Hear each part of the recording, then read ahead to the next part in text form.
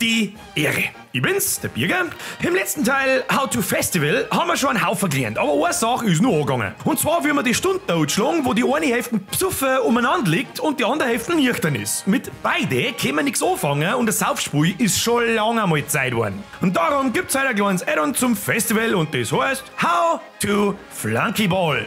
Und weil wir von lauter Hitzen in der Fotzen Hinterfunk keine Zeit nicht haben, fangen wir schnell an mit Phase 1. Was brauchst? Viel brauchst für die Flunkyball-Gaudi nicht. Darum ist es auf Festivals also beliebt. Als erstes brauchst du mal einen kleinen Ball. Kann ein Tennisball, ein Baseball oder einfach ein kleiner Plastikball sein. Dann brauchst du Plastikflaschen, damit es nicht zerbrechen kann. Eine Liter große, wo noch die Hälfte grob drin ist. Natürlich brauchst du Spätzeln, die Bock und saumäßig viel Langeweile haben und aus denen machst du 2 Teams. Kann 1 gegen 1 sein, geht aber auch 5 gegen 5.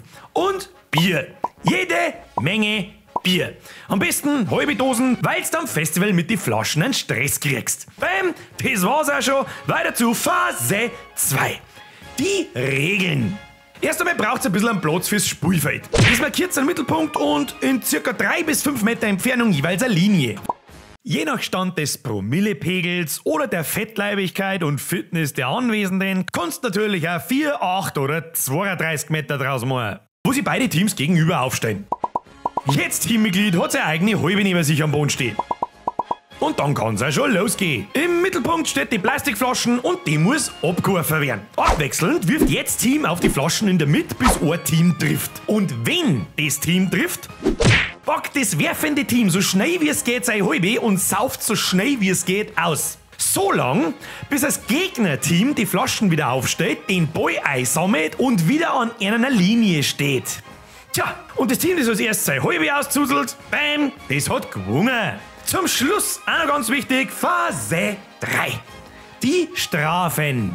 Da auch gerne umeinander gemangelt wird, im Rausch, wer hätte das gedacht, gibt's natürlich auch Strafen. Zum Beispiel, wenn dein Halbe beim O- oder Absetzen überscheint, oder eigentlich egal wann, hat's dich schon ausexen und eine neue Halbe holen. Wenn du meinst, du hast gewonnen und dein Halbe leer ist, hebst du dich über deinen Kopf und drehst das um. Wenn da ein Schaum außerläuft, richtig, neue Halbe holen und von vorne fangen.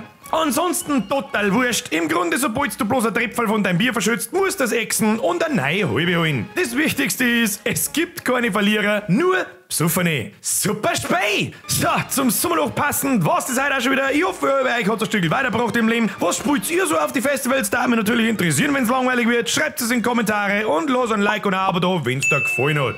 Ich gehe mir jetzt die Bälle schaukeln oder so ähnlich. Bis zum nächsten Mal. Haut's euch eine. Habe die Ehre.